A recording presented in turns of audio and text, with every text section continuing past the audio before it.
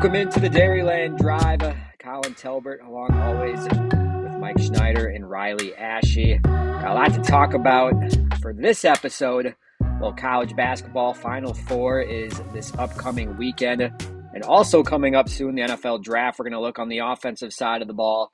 Maybe some prospects that the Packers will take a look at. Maybe not listen to us at all.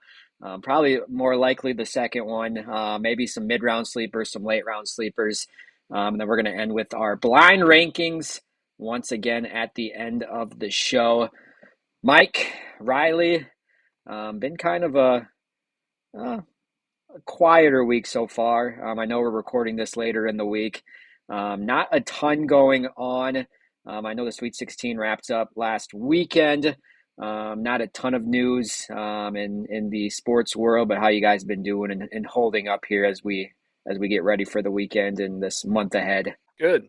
Ready for some exciting college basketball this weekend. Bournemouth lost yesterday. They suck. I'm pretty pissed. That's soccer, if people don't know.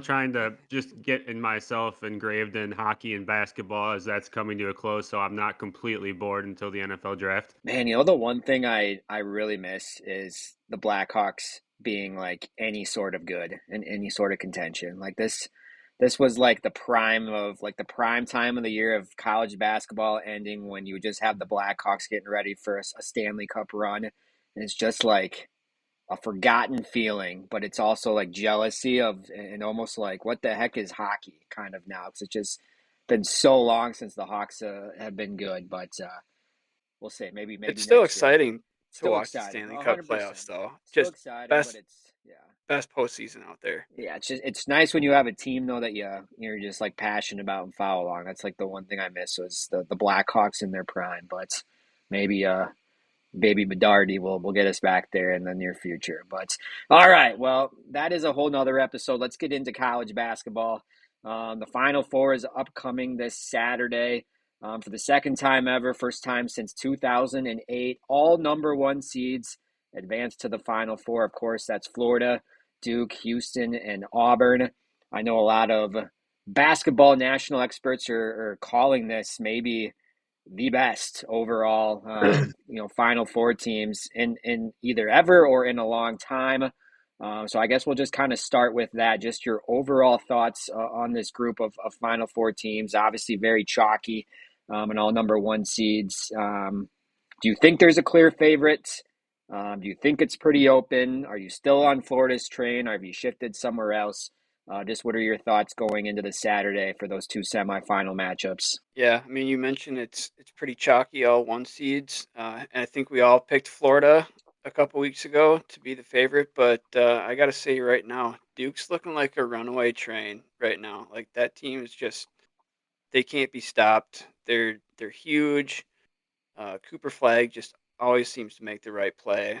For me, they're the clear cut favorite right now. I mean, Florida, if they play up to their standard, to their best, they could maybe give them a run, I think. But right now, I think it's Duke's to lose. Yeah, it's definitely hard to argue with Duke, but kind of like what Mike just said, it seems like Florida's just been coasting. Like they just haven't thought they've had to like really try. I don't think we've seen the Florida team from the SEC semifinals or the SEC championship.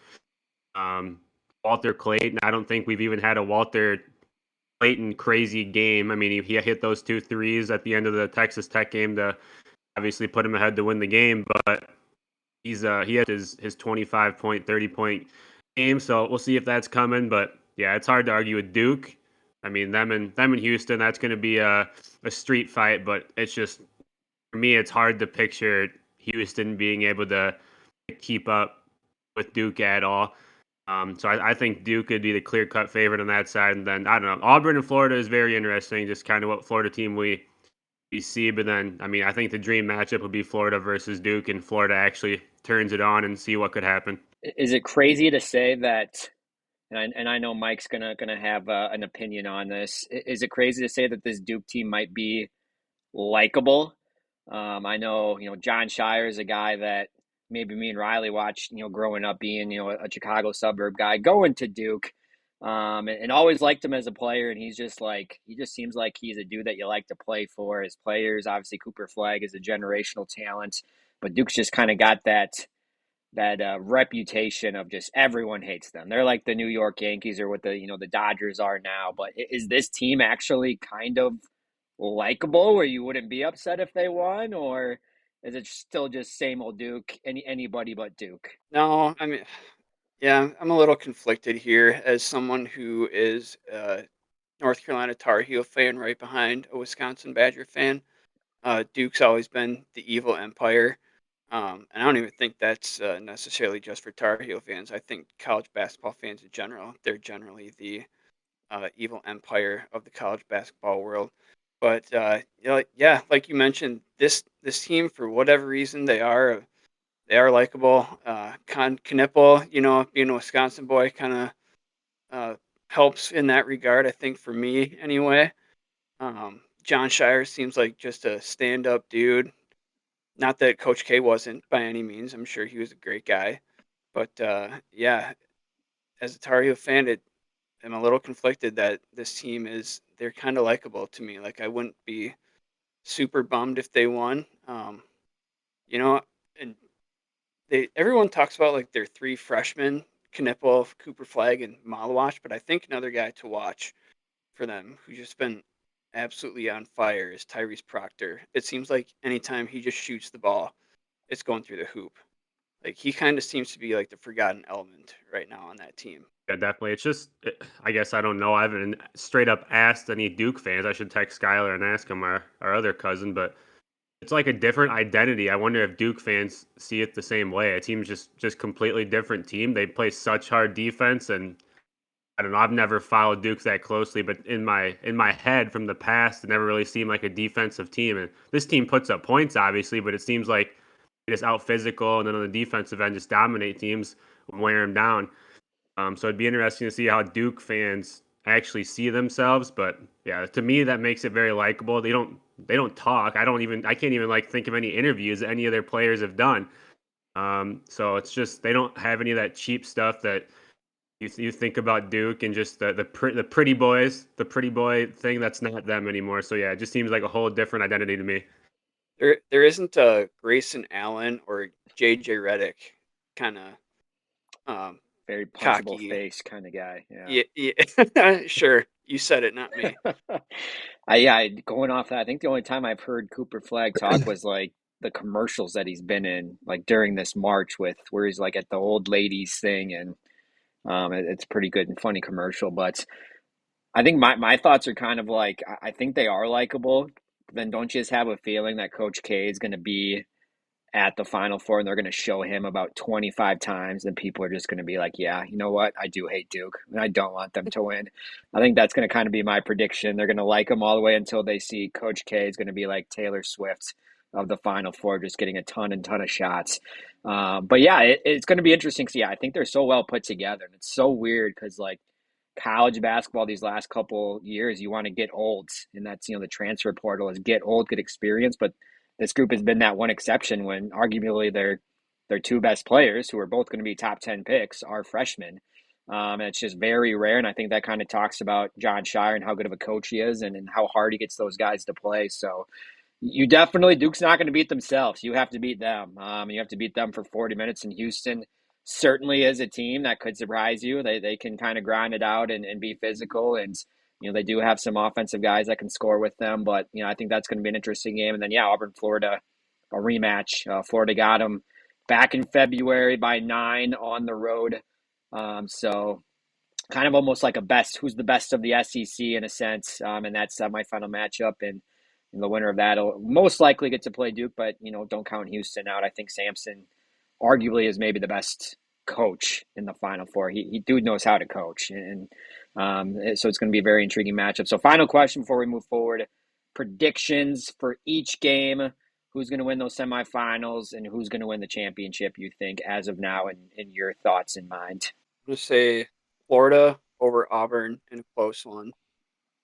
I think Houston hangs around with Duke for first 10 minutes of their game, maybe hangs around for the first half, but I think eventually Duke just pours it on them eventually. Uh, Championship game, I'll go with Duke over Florida. As much as I hate to say it, I think I'm changing my pick. I'm going with Duke.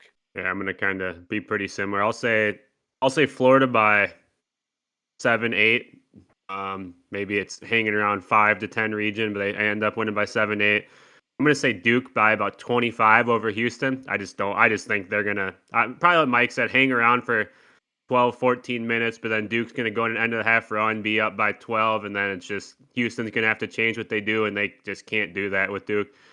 Um, and I'll just stick with my original pick. I'll go with Florida over Duke in a high scoring, just absolute thriller. Walter Clayton drops 36, hits like 8 threes. I'm kind of in the same boat. That's why I think yes, Duke's been playing better. I do think Duke beats Houston. I do think Florida beats Auburn. But I don't know. I just don't think we've seen the best version of Florida yet during this NCAA tournament run. And I think they're going to bring it in these final two games in the Final Four. And like Riley said, one of those two games is going to be a Walter Clayton game. Which one?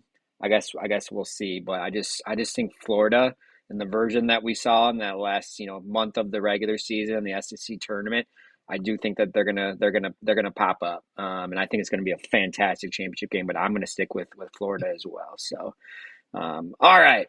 Well, the Final Four starts on Saturday. Championship game is on Monday. We'll get a little recap in next week's episode. But yeah, should be two really good games and then obviously a really good championship game. So looking forward to that. All right. So before we get into previewing the NFL draft and the offensive side of the ball, just wanted to touch on a couple things from this past week. Goody and LaFleur have both talked to the press, kind of doubled down on a few things, brought a few things up. So just kind of wanted to hear your guys' thoughts and takes.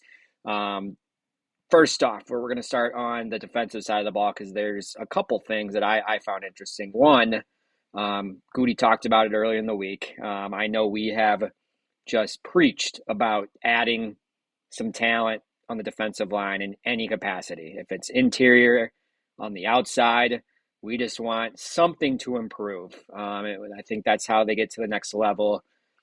How frustrated were you as a Packers fan, or is it just kind of, you know what, I've heard it so many times and not surprised at all that Goody is saying that they have all the guys on their current roster to improve the pass rush. Do you find that frustrating, or is it just kind of not surprised?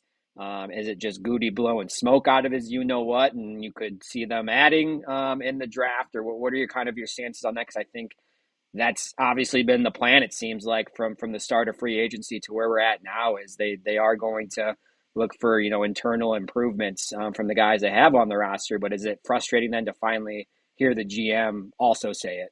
It's kind of what you expect as a Packers fan now, as much as I hate to say it. And I've been wondering this like the last, I don't know, what has it been, 6 weeks, a month maybe, since they hired their new D-line coach, DeMarcus Covington, I think his name was, from the Patriots.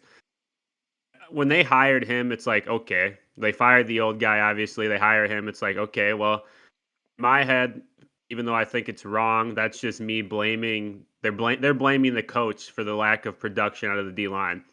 So them bringing in a new coach thinks he's going to get something out of the guys they have, which I don't know, man. Maybe they'll prove us all wrong in saying it's just the players there. There's not enough talent. So we'll see, but I think it's just normal as a Packers fan, kind of what I expected. They won't draft a defensive lineman in the first round, second round, probably. It's just what they do. Yeah, I'm kind of numb to Brian Gutekunst whenever he speaks. Honestly, I don't really pay too much attention to what he has to say.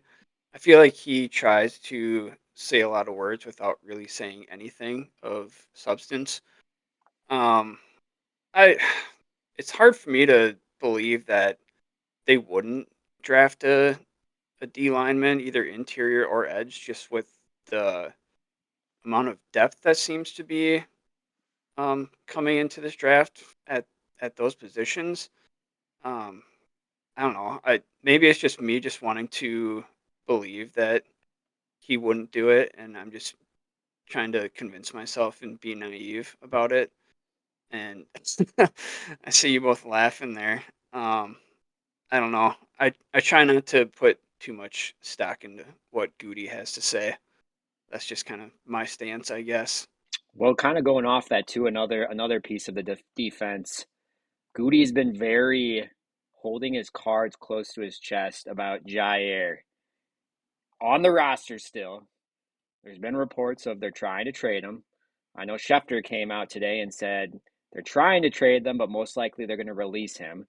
Then you had Xavier McKinney put a post up making it seem like Jair's coming back in some capacity. If you were to make your prediction right now, is Jair Alexander going to be on the Packers roster for this upcoming season, or do you think that's 100% done? I don't know if it's 100% done. I would say it's like 99% done. I guess I guess never totally close the door until something actually happens. Uh, I don't really put too much stock into a workout video between him and Xavier McKinney. I mean, these guys work out with players from other teams during the off season, and videos of those come out. So, a video of Jair working out with Xavier McKinney doesn't hold any water for me. What about Nate Hobbs saying that Jair reached out to him when he got signed and welcome to a team? Does that nothing with that either? I didn't know that was a thing, and I still don't care. That's not convinced. That's not moving the needle for me. I mean, maybe I'm wrong, but I feel like him playing what 50% of the games the last 3 years, if that, I think they're ready to move on from him. And I mean, yeah, he might have great relationships with his teammates, but I think his gripe is more with the probably coaching staff and or front office. And I think sometimes just it's time for a change of scenery. I mean, I think Riley, I can't speak for you, Colin. I know you and I have both switched jobs probably in the last 5 years or so. I mean, sometimes you just need a change of scenery, and I think that's ultimately what it boils down to for Jair. Yeah, it's hard to argue with that, but Jair's so like, yeah, his brain. I'd love to live in that world for just one day, just to how absolutely crazy delusional he is. But I think I said a couple weeks ago in the show, and I've said the count a couple of times. I've talked myself into the fact that he's coming back. Like I don't know why, I just have that feeling.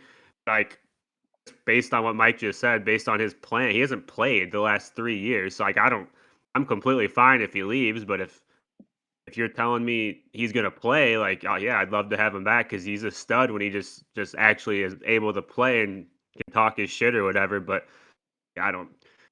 Anything he does, I have no idea because he's in his own world in his brain. I have no idea what he's doing. So, but I'm in my head, he's coming back, and I have no idea why. Just a feeling, and I just talk myself into it because that him still being on the roster right now makes absolutely no sense. Yeah, the one thing that I found interesting today was I don't know if you guys saw the Hard Knocks, how there's like new criteria now of which teams are going to be featured on Hard Knocks, either preseason or during the season. The Packers can qualify now. How entertaining would Jair Alexander be in some capacity in one of those Hard Knocks? Like, my goodness, he would just love that shit too. The cameras would just be on him. I'm sure Hard Knocks would love that storyline as well. But yeah, I don't know. I'm just back and forth. I don't think he's going to be. Um, I do think it's in the some capacity of they're trying to hold out and try to get a sixth or a seventh rounder for him. I just don't know. I think teams are kind of maybe sniffing out the BS and waiting for the Packers to potentially release him.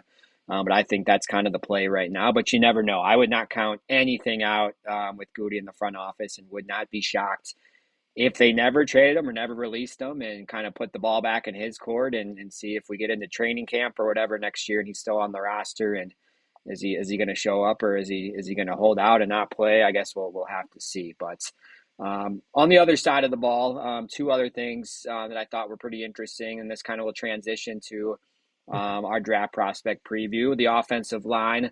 Earlier this week, Goody saying Elton Jenkins is officially going to move to center. So as of now, he is the starter at the center position.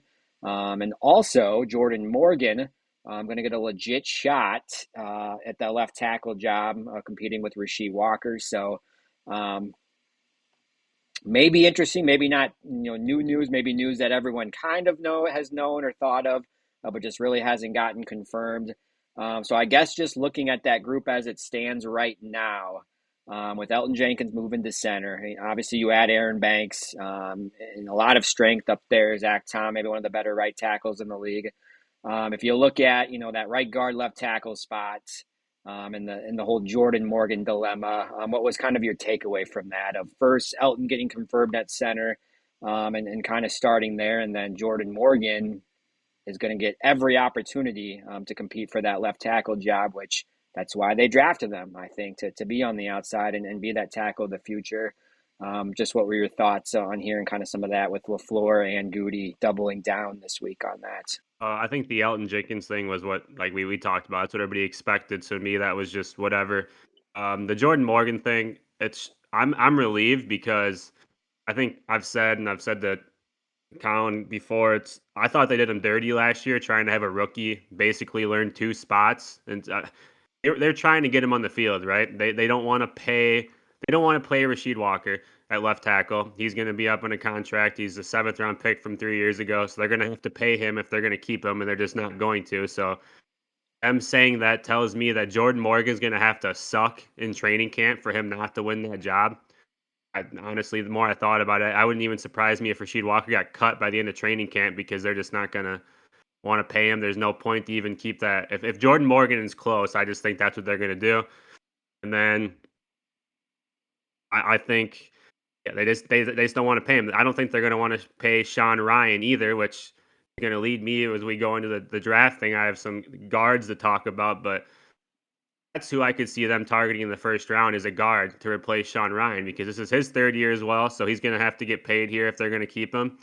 They already have money wrapped up at Elton Jenkins at center. They just paid Banks at left guard.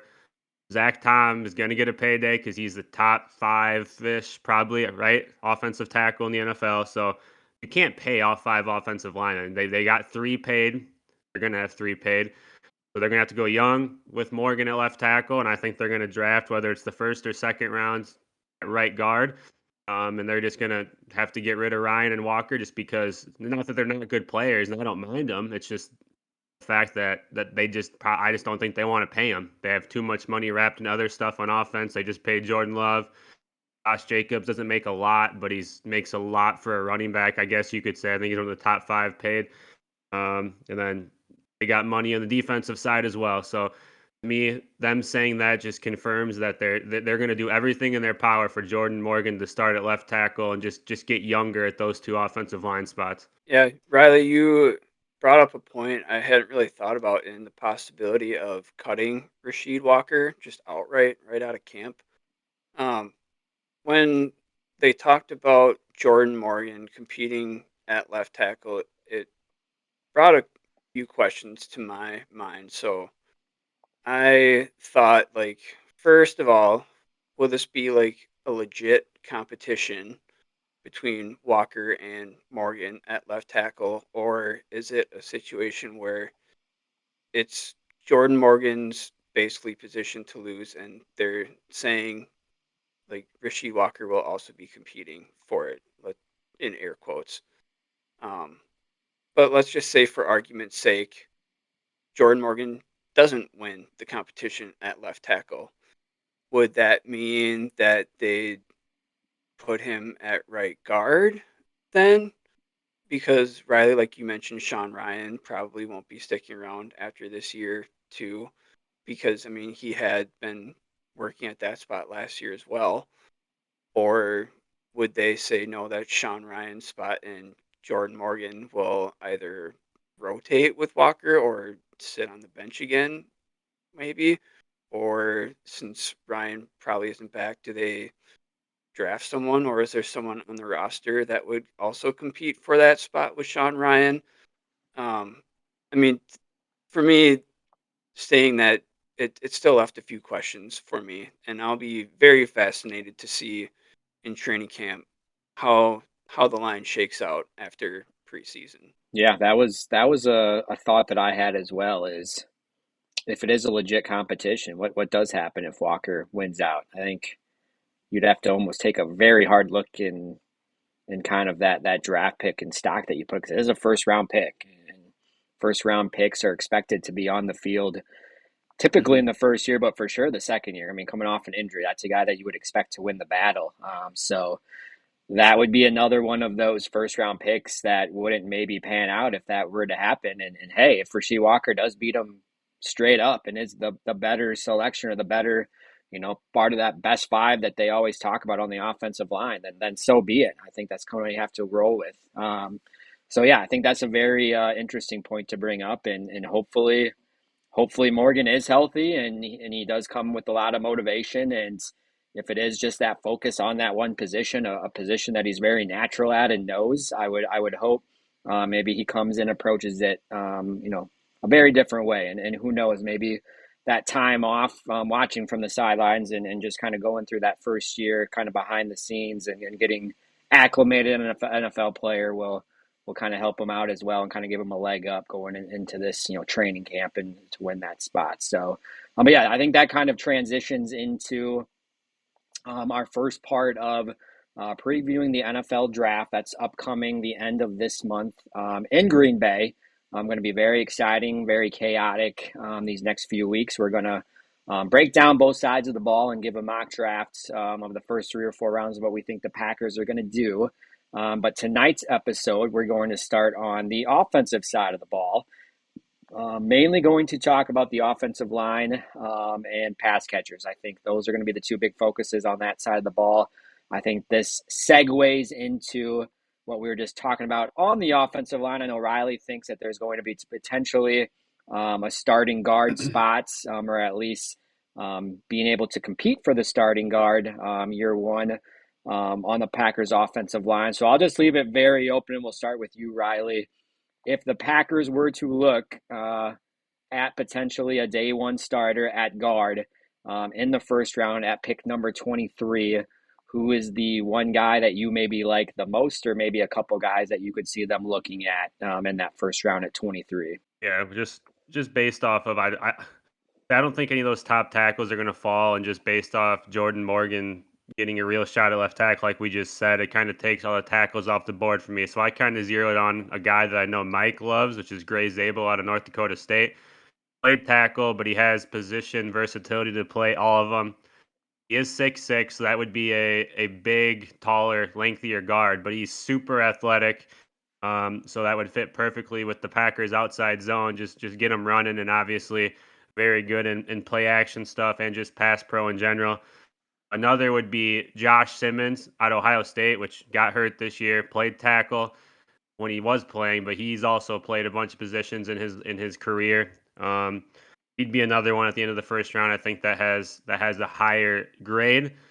A couple second round guys, which I love. I'd be fine if they took this guy. I think he might be the best guard in the draft. Would be Tate Ratledge out of Georgia. Big, 6'5", 320, but he ran in the 4 seconds, like a high 4.8, low 4.9 40. So very athletic, what the Packers love. And then another guy that's just doing more research this week out of Arizona, which may be another reason, which we'll talk about receivers later, why Goody went all the way down to Arizona to watch T. McMillan. They have he played tackle, but he's got the body of a guard. He's 6'5", 335, but he ran a 4.9 40. It would be Jonah Savania. I don't know if I pronounced that right. He's like a big Samoan Hawaiian dude. I don't know, but just a freak athlete for his size. So Ratledge and Savania in the second round, maybe. But I mean, I'd love it if they took Zabel. That's such a Packers pick in the first round, just to plug in at right guard and just sorry, Sean Ryan, see ya. But yeah, this guy's better. Yeah, if we're talking inside guys at guard, uh, Riley, you touched on Gray Zabel and Josh Simmons. You talked about both of their versatility. I think another guy to maybe look at, also out of Ohio State, would be Donovan Jackson. He also mostly played guard at Ohio State, but did show that versatility to kick out to tackle when Josh Simmons went down. And we all know how the Packers like their guys to be cross trained and be flexible in what they can play. I know Kelvin Banks has kind of been talked about as a guy who has also played, I think, almost exclusively tackle in his time in college, but um, kind of draft nicks have talked about his possibility of being able to kick inside to guard. So if he's there at 23, I don't know if that's realistic or not. Riley, you would probably know better than I would. Um, if he would be available, he could be an option also at 23. A guy I had kind of as a sleeper on the line is Ariante Ursary out of Minnesota. 6'6", 331, 9.89 RAS, so hyper athletic guy, and he's massive. So he could be like maybe a second round pick who would probably be like a depth piece at tackle, probably. I mean, depth at tackle is never a bad thing to have in the NFL. Yeah, I think we saw a lack of depth last year on the Packers offensive line too. So I would not be surprised if they doubled up at this position. And I know Packer fans would probably just shake their head because it seems like they're drafting offensive linemen every single year. But that's where you win football games, I think, on both sides of the ball in the trenches. So yeah, I like Zabel as well. I mean, just a mauler. That's North Dakota State's obviously a very good program, and runs the ball quite a bit. A lot of versatility, like you said, and a 9'3" broad jump is crazy for an interior Mhm. offensive lineman. So pretty athletic as well, along with being a mauler. Will Campbell, any thoughts of him? I know he's kind of a true tackle, but if someone like him fell to the back end of the first round, do the Packers look at him at all, or is that too strictly on the outside for either of you? Oh no, if he fell, I'd take him. I think he's the top tackle in the draft, but there's so much negative stuff being said about him. But just in years Like what? past, usually when there's a bunch of negative stuff being said about somebody, it usually means they're going to get picked in the top like five. So I don't know. I just don't think there's a way that he drops that far. What's the negative stuff being said about him? Just as undersized for a tackle and arm length and stuff like that. So maybe potentially a Packers pick if it does fall that way. But yeah, and the Yes, he had. sleeper that I had as well, Joshua Gray out of Oregon State, kind of played at tackle and guard as well. So a lot of versatility, could maybe be like a mid to late rounder. But yeah, I truly think that they will double up. I think this is always a premier position for the Packers. They value offensive linemen and they value depth. They've showed that. Goody showed that in past drafts. So I would not be surprised if they pick someone earlier and then more of a developmental guy like a Rasheed Walker, who I think a lot of people forget was a very late round pick. So all right, let's move to the outside because I think this is going to get the most attention. I know for such a long time, um, Packer fans, Aaron Rodgers, everyone has always been harping of get the Packers a first round wide receiver pick. Hasn't happened in quite a long time. I think Javon Walker was the last Hmm. first round Yep. draft pick as a wide receiver. There is some, I think, legit wide receiver ones in this draft. The question is, will they fall? So I'm just going to open this up to who your favorite wide receiver prospect is. I'm going to start with Mike because I know he has someone that is very high on his list that he is very high on. So, Mike, I will let you start us off. Who is your favorite wide receiver prospect that, if they fell at 23, that you would take a very hard look at to bring in to the Packers passing game? All right. So we know that Travis Hunter, Tyrell McMillan, and Matthew Golden are kind of the consensus top three wide receivers in this draft, right? I think a lot of people are saying that Packers need to draft somebody who can kind of be Christian Watson's replacement, kind of that just long strides, super fast, can take the top off the defense kind of guy. And that's kind of the glaring need in the offense right now. And that's not untrue. However, I think what also showed in Watson's absence last year was the lack of ability for the current receivers on the roster to create separation in man coverage and find that open spot. And it's not guaranteed that Christian Watson returns to what he was this year if he returns, or for that matter, that he's on the team after this year because this is his last year on his deal. Nothing is guaranteed, and there aren't many guys like him. So I think, in light of that, it would be good to have someone who has shown the ability to create separation against man to man. And that guy for me is Emeka Egbuka out of Ohio State.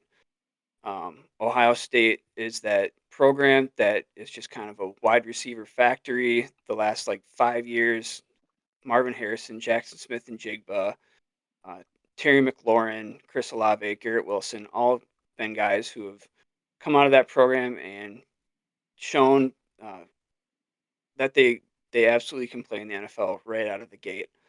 Emeka Egbuka to me reminds me a lot of Jackson Smith and Jigba, very similar size. JSN just last year had 100 catches, 1200 or yeah, 100 catches, 1200 yards in his second season.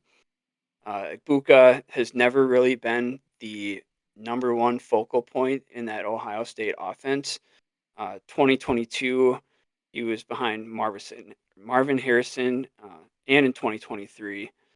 2024, he was behind Jeremiah Smith.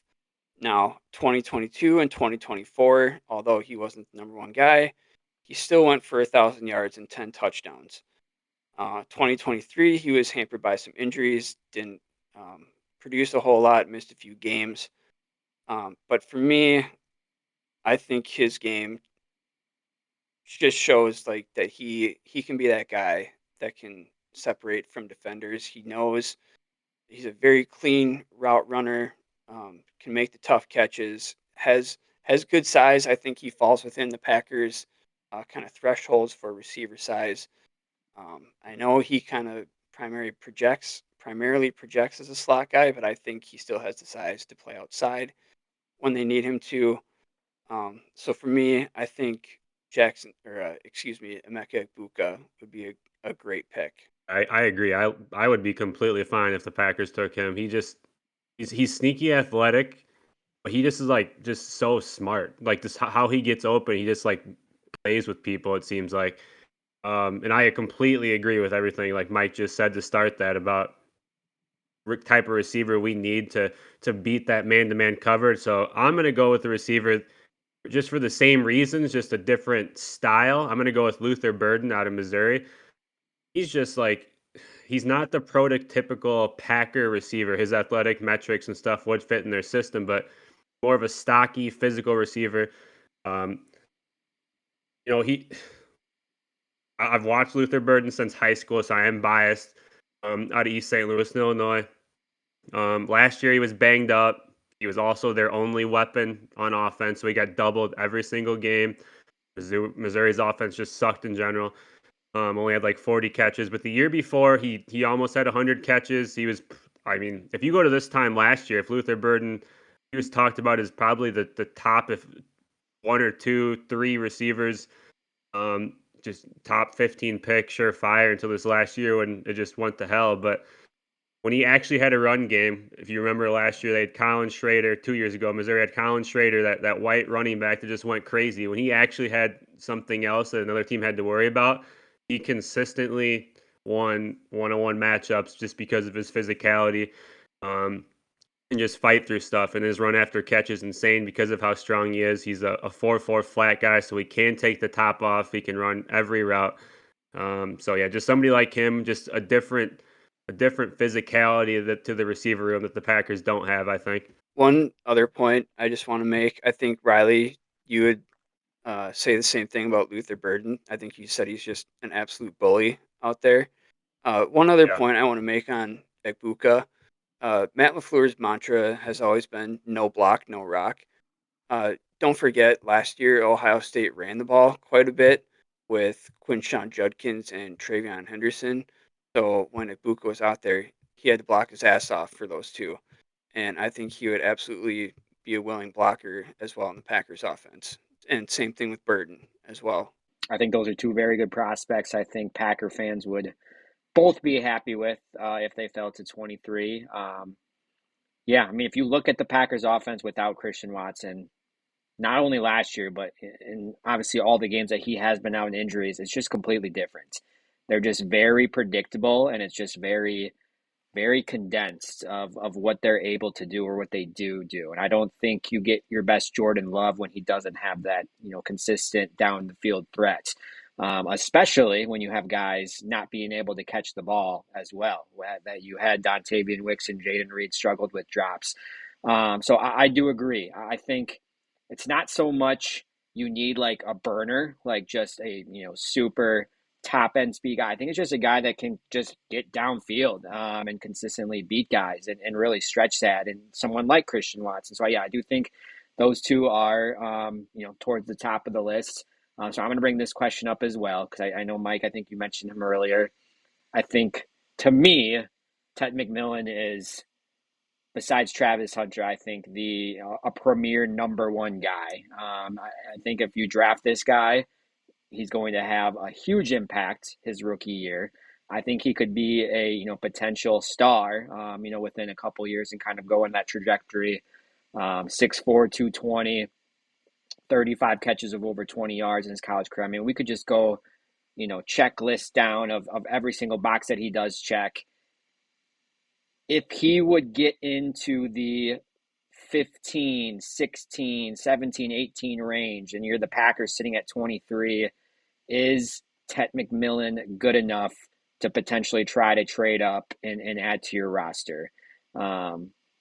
Just going to ask that straight up, both of your opinions, yes or no. If you're Goody and Ted McMillan starts to fall towards, within, 5 to 7 picks of you, do you think he is that good, or are you feeling just as strong about the two guys that you just mentioned, that you would be, just as happy, getting them at 23 or later in the first rounds? What's kind of your stance on that of how you look at McMillan, maybe compared to some of these other wide receiver prospects? Yeah, I mean, I'll take your word for it on McMillan. I'll admit I haven't really seen him play at all, so I'll take your word for it on how his projection is as an absolute star. Um, for me, I'd feel good about either of the guys that Riley or I have talked about, but at the same time, uh, Brian Gutekunst has shown the willingness to try to move up. Don't forget, he did try to trade up for Christian Watson with the Vikings the year that he was drafted. Vikings wouldn't do the trade. We ultimately ended up drafting Watson early in the second, so we got him anyway. But I don't think it's out of the realm of possibility for Gutekunst to try that. No, I agree. If he to me, if he gets to 15, Ted McMillan, yeah, I agree. He's the second best receiver, and it's not even close. If he gets to 15, you go and get him. Um, Size, athleticism, and then the production that Colin just talked about, especially last year. Arizona was fucking terrible. He had no help. He got double, tripled every game, and he still put up insane numbers. They were bad, and he just still went crazy in just every game. So yeah, he's a stud to me. I don't know why he's slipping. There's mock drafts that have him falling to the Packers at 23. So I have no idea Really? why, but yeah, he's dropping. I have no idea. Well, all the receivers are besides Hunter. I don't know why they all are, but yeah, if he drops to 15, that's range to go get him. Yeah, I think he is in terms of everything that the Packers want as a receiver in terms of, you know, height, speed, physicality. I mean, I think he kind of does it all. I mean, he's 6'5", and he can, take the top off of a defense and makes big plays down the field. So to me, I agree. I think if he gets into the teens and the mid to late teens, I think you have to take a really hard look to add him. And let's not forget too, like, yes, I know Goody hasn't pulled the trigger on a wide receiver, but I do truly think in some capacity he had a lot of interest in Justin Jefferson. I think he had a lot of interest in Brandon Ayuk. I think there were guys that he was very interested high up on the list that he wanted to get, but yes, we have seen how much Goody values his draft picks. Of he would rather add more and trade back, and then kind of use those maybe in day two or day three to come double up at a position. So that's the one I think missing piece is I don't know besides Jordan Love has there been a trade up besides him that Goody has done in like the first couple of rounds. I'm not sure. I'd have to check the facts on that, but I think McMillan is. Mike's looking at me weird. Did they trade up the year that they had Quay Walker and Devontae Wyatt? Did they trade up for one of those two? Possibly, They were, possibly. I'm trying to remember or what the maybe original ones were. I I don't know. I feel like they might have traded out of the first round and then traded back in for Wyatt. But anyway, Yeah, I digress. yeah. Well, I think the point still stands is I think Goody trading up is a lot more rare than Goody trading back or like compiling more draft picks. I think he does a very good job at evaluating in those mid rounds as well, and I think he's very good at rounds 3, 4, 5, 6, and if he can get as many picks as he can in those rounds, more times than not he's kind of followed through and got some really good quality starters and really good players. So. All right, so those are some three guys that we each really like, and I think we're kind of all on board with all three of them. I guess outside of some of those top guys, are there some other receivers once you get to maybe day two, day three, that also have your eye, outside maybe those top 5 or 6 guys that you wanted to touch on and talk about? Either one of you can start. Yeah, so a couple of sleeper pass catchers that I had. First is Jack Besh, the receiver out of TCU. Uh, he has a 9.50 RAS, and he was the Senior Bowl MVP and had a very strong showing at the Senior Bowl. I think one thing we haven't discussed yet in any of our shows is how much uh, the Packers like their guys that have strong showings at the Senior Bowl. I think they put a lot of stock into that, and I think Jack Besh falls into that category. His last year here, he had over 1,000 yards and also 9 touchdowns. So I think Jack Besh would be one guy to keep an eye on. The other guy I also had was actually a tight end out of Iowa, Luke Lachey. I talked a little bit before about how Ohio State is a wide receiver factory. Iowa falls into that factory category with tight ends having put out Sam Laporta, T.J. Hawkinson. Um, who am I forgetting? George Kittle. It'll. I think maybe Dallas Clark back in the day. I think was from Iowa as well. Yep. Luke Lachey, 8.69 RAS, so also another very athletic guy. I think he needs some work on his blocking from what I've read, but absolutely a guy that can go get some catches for you, um, either out of the slot or lined up outside. Uh, I think we've talked about already how we're all kind of out on the Luke Musgrave experience already going into year 3, even though LaFleur just touched on this week how he's so much bigger and faster and stronger. He's been in the facility every day. Um, I don't put a whole lot of stock into those comments. I think you can just say that about pretty much anybody on your roster. But I think Luke Lachey might be someone to keep an eye on. I like both those. I'm gonna stay for my first sleeper. I'm gonna stay in the TCU room. I'm gonna talk about Savion Williams, probably a third round type of guy. He's just a physical freak, 6'4", 225, ran a 4.3. He did everything at TCU. He had 50 carries, including like wildcat quarterbacks, and they lined him up at running back. He ran routes out of the backfield. So just a gadget guy the Packers could do anything with if they wanted to, but obviously at 6'4", 225, he's got an outside receiver body. Another one, a third, fourth round guy, is Torrey Horton out of Colorado State. Just freak athlete, which nobody really knew until the combine. Everybody just talked about his production. 100 catches when he was a junior last year. He got banged up. But low 4.4 guy, 6'3", just runs every route. Was Colorado State's entire offense. Um, and then a sleeper, late fifth, sixth, seventh round. Only had 26 catches last year. Out of Tennessee, Dante Thornton. But if anybody's watched Tennessee with their super space spread offense, like their outside guys line up like a yard off the sideline, he just literally ran deep posts and flies. And at 6'5", he ran a low 4.3. He's just obviously just a burner, a deep threat guy that we've talked about. A poor man's MVS, in my opinion. Somebody, if they really wanted to, just because of his size, athleticism, and just throw bombs to. He's a guy that's there late, probably in the fifth, sixth round. All right, the guy that I have, and I know this is kind of cheating because I think you could trade back in the first round and get him because I do think he's going to be potentially a day one, early day two guy. Jaden Higgins out of Iowa State. I think he fits that size, speed, athleticism for the Packers. 6'4", 217. We keep talking about RAS. He had a 9.62, which is like top 150 out of over 3,500 receivers that have been graded in that since 1987. So big size and catch radius. If you just watch him on tape, he's not like flashy, but he's always open. He's just like very smooth. And another thing that stands out is his physicality. And Mike talked about it earlier. If you don't block, you don't get the rock. Jaden Higgins blocks on the outside.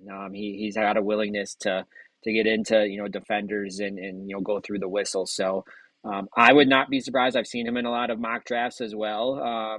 From other experts and whatnot around the league. I think Jaden Higgins is your prototypical Packers guy that maybe isn't like your true number one that a lot of Packer fans want. But I think he could be a really good player and kind of maybe fill into potentially that Dubs slot if he doesn't come back, or even like Christian Watson to an extent. So that is one guy that I had. A couple other late round guys. Trey Harris out of Ole Miss, 6'3", 210. Kind of a lot of the same things I just mentioned in terms of that size and physicality. Has played in. He used to be a quarterback actually in high school, so very smart, very savvy in his route running. And then the last guy, just because I like his name, Rock Taylor. What a name! Wide receiver out of Memphis, 6'3".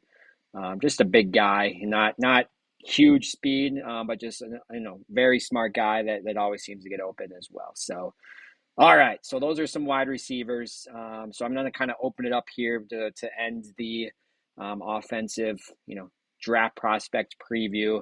Are there anything else, any other prospects that you like that you would not be surprised if the Packers went after? I know quarterback that we've mentioned, maybe a late round flyer on someone as a developmental guy that could maybe make the practice squad, or compete for that second spot eventually when Malik Willis potentially leaves after this season. Running back, I know there's a lot of bodies in that room, but is there a true number two guy behind Josh Jacobs with how much Matt LaFleur wants to run the ball? So just very curious to hear if you guys had anyone that you liked. Maybe, realistically, we're probably looking mid to late round, fifth, sixth, seventh round of maybe, exploring a running back or quarterback. Is there anyone that you maybe have as a sleeper that you really like? Oh yeah, I'm just going to stay in the running back room. I don't really have a quarterback, but didn't have AJ Dillon last year. Now he's officially gone, getting signed away to the Eagles. I want a big back behind Josh Jacobs. Not that I want to take the ball out of his hands in those short yardage situations, but just keep him a little bit more fresher for the end of the season, playoff push, whatever. So just give me a 225-pound, 230-pound back. So just some guys I had down was Damian Martinez out of Miami, Ollie Gordon out of Oklahoma State, which was a stud before this last year. He just kind of disappeared. And then Kalel Mullings out of Michigan. He was a short yardage guy for the last 3 years. They had Blake Corum, they had Donovan Edwards, and it seemed like the last 3 years, if Michigan needed 1 yard, Kalel Mullings was coming in to get it. So just three big body, downhill, punishing runners. I just want one of those guys. Just give me a true number two. I don't trust Marshawn Lloyd. He was hurt all last year just for absolutely no reason. He played one game and got hurt after 2 plays. So you can't trust that.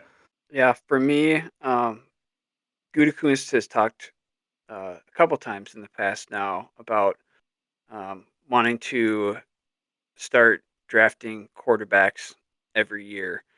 I could see them maybe anywhere from round 5 through 7, perhaps taking someone, perhaps someone like a Brady Cook or Kyle McCord. I don't know if McCord would fall quite that far. I know he's kind of shown a propensity for being willing to throw the ball downfield and kind of try to get those chunk plays.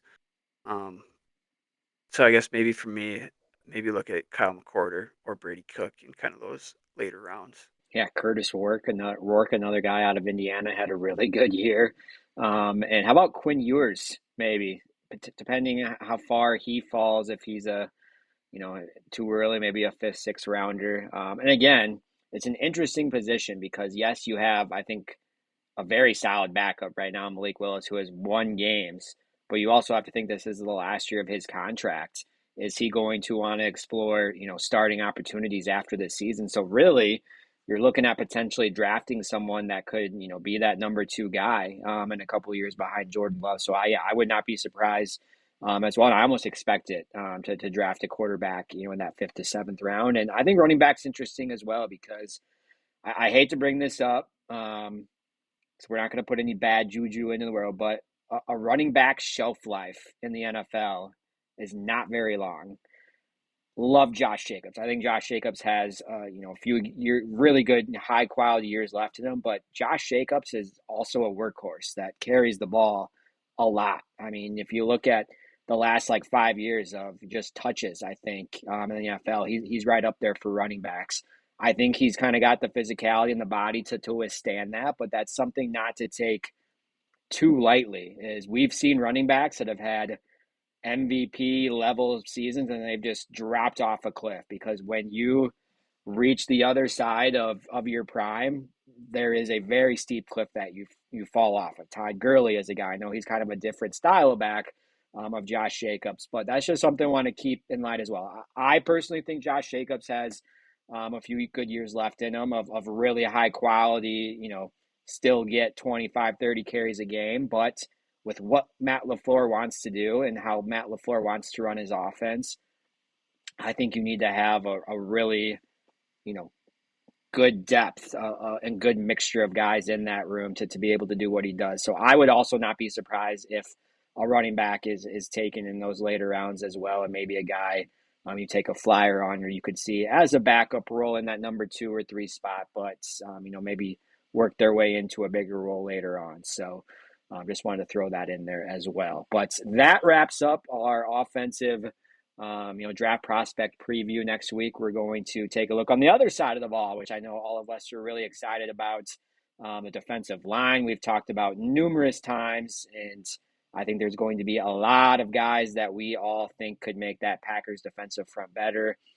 Corner is another one I think that could be very interesting. So yeah, looking forward to the defensive side, and then like I said, in a couple of weeks, we're going to give each of our mock drafts. First 3 rounds, first 4 rounds, we'll see what we're all comfortable with. But I think that's going to be exciting next couple episodes. And again, NFL drafts is quickly approaching, only a few weeks away in Green Bay, Wisconsin. The stage is starting to go up. It's really cool seeing that process day after day and how big it is. I mean, my goodness, they're just like shutting down blocks and blocks, and um, I think it's going to look really cool and just be really chaotic, once of a lifetime thing. So NFL draft coming up at the end of the month. All right, it is that time. Our final segment of the episode, the final drive rankings. Each week, we're going to give each other blind rankings on a topic that we all agree upon.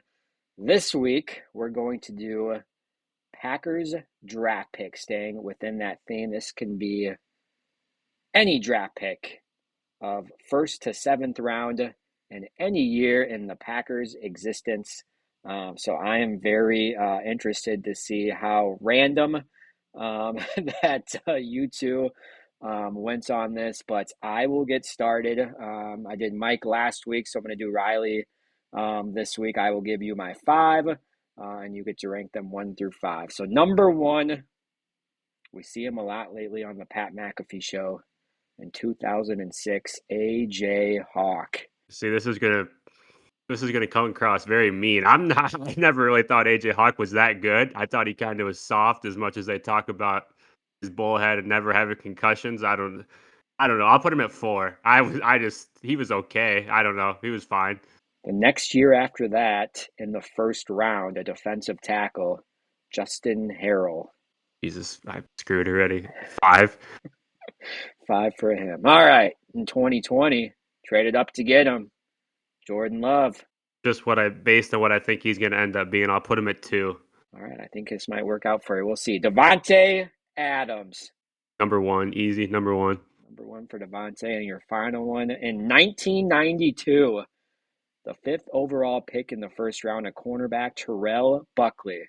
Put him at 3, obviously, but Number I'm not that. I know 3. who he is. I'm not that familiar with him, but he was all right. So Jordan Love, no, or sorry, Devontae Adams number 1, Jordan Love number 2, Terrell Buckley 3, AJ Hawk 4, and Justin Harrell number 5. Actually, I like that list. I think that worked out pretty good for you. Happy with it? Yeah, I think so. I maybe switch AJ and Buckley, but I don't know. All right, All right, Riley, I Mike. will let you go. Yep. I didn't go too far back. My oldest is a 06 here, but I'll start from last year in the 4th round. Evan Williams. All right. Evan Williams, we'll put him at a 4. A little unproven yet what he's going to be. All right. My number 2 in the 2020 draft, 2nd round, AJ Dillon. Jesus. Man, it's got to be either you're boy, Riley, you're really going to toy with me on these, aren't you? We'll put him at a 3. He was All right, okay, but not super great. My third guy in the 2017 draft, 5th round, good old Aaron Jones. Jonesy, man, he was pretty solid. How random were you going to get with these last two? They're not too bad. They're not too bad. What's that? They're not too bad. I don't have anybody completely just that sucks. Okay. We'll put Jonesy at 2. All right, my number 4 guy back from the 2012 had a good 5, 6, 7 year run with the Packers. 4th round, defensive tackle Mike Daniels. So he's either 1 or 5. Means I'd be putting him behind Evan Williams and AJ Dillon. Can't do that. We'll give him a 1, I guess. And then based on what I just said, I'll agree with this. I have AJ Hawk as your number 5. Okay. So you went Mike Daniels, Aaron Jones, AJ Dillon 3, Evan Williams 4, and AJ Hawk at 5. I can live with that. I like it. Yeah, I think that's pretty solid. Colin, you get 1 from each of the last 5 decades. Oh my goodness. Okay. All right. Your first player is Vonnie Holiday, 1st round pick in 1997. So the 80s would be the earliest that you're going to go, I believe, if my math is correct. Yep. I'll go with a 4. Your second player is Nick Collins, 2nd rounder in 2005. Had some good years in Green Bay. I'm gonna go with 2. Your third player is Brent Fullwood, 1985 1st rounder. He was a running back, selected 4th overall. Yeah, I'm gonna go 5. Played for the Packers for 4 years. Number 5. Okay. Your fourth player from 2017, a 4th rounder, Jamal Williams. Would leave fate into your hands. I mean, I think I have to go 3. That means your number one your number one player from 2020, the 1st rounder, Jordan Love. So your rankings go as follows. Number 1, Jordan Love. Number 2, Nick Collins. Number 3, Jamal Williams. Number 4, Vonnie Holiday. Number 5, Brent Fullwood. I don't hate it. All I right. was a little nervous. I always hate leaving number 1 as the final slot because you just control the entire list pretty much on your shoulders. But all right, well, Mike's gonna get those blind rankings up on social media, so you guys can all the listeners can vote or comments or do whatever you want to see who won the final rankings, final drive rankings for this week. And don't forget to follow, like us on how you listen to your podcast, Spotify, Apple. Tell us how we're doing. Mike has us on Facebook and Twitter. We want to get this out to as many people as possible. We have a lot of fun with it. We think you would have a lot of fun listening along with other friends, family, whoever you associate with in your everyday life. Let them know what the Dairyland Drive does. final thoughts as we get ready to go into the weekend. I know Riley already talked about soccer. I'll talk about the good side of soccer. Man, Aston Villa is heating up at the right time. Marco Asensio, Marcus Rashford. What a January signing window. Kind of came out of, I don't want to say came out of nowhere, but I didn't expect that they would have this big of an impact in all the different leagues and cups that they're in the quarterfinals in the Champions League, in the semifinals in the FA Cup, and now they're making a stretch run to try to get a top four finish in the Premier League. Do I think they can do all three? No.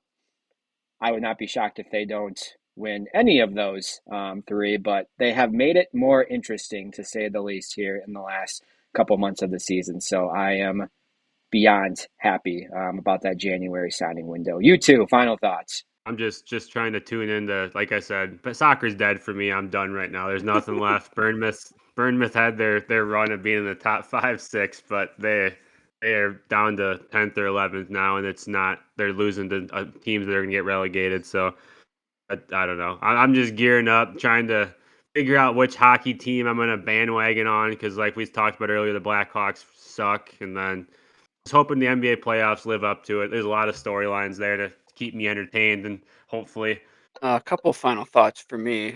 First of all, Brewers fans out there, we know it was a rough start out of the gate here, starting out 0-4. But you know what? Our boys have won 3 straight now. And as the old saying goes, you can't go 158-4 without losing 4. So watch out for those Brewers. Second thought, a lot of noise coming out from Trey Hendrickson camp the last couple of days. Keep an eye on that situation. We all know I've been pounding the table for that. Get our boy to Green Bay. Let's go. He is not a happy guy right now, and he has voiced it. That was pretty interesting and kind of exciting to kind of see that entire thing play out. But it does give you a little bit of hope, doesn't it? We talked earlier about what are the chances that Jair Alexander's on the roster this year. I think there's a better chance that Trey Hendrickson's on the roster than Jair Alexander. That's just me. But yeah, all right. Well, that is this week's episode. Next week, like I said, we're going to chat a little on the defensive side of the ball. Who knows? We'll break down the Final Four in the championship game. Maybe there'll be some transfer portal news for the college basketball world with how insane it is right now. But at always, thanks for listening to the Dairyland Drive. Colin Talbert, Mike Schneider, Riley Ashe. We'll see you next week. Have a good night. Love you guys.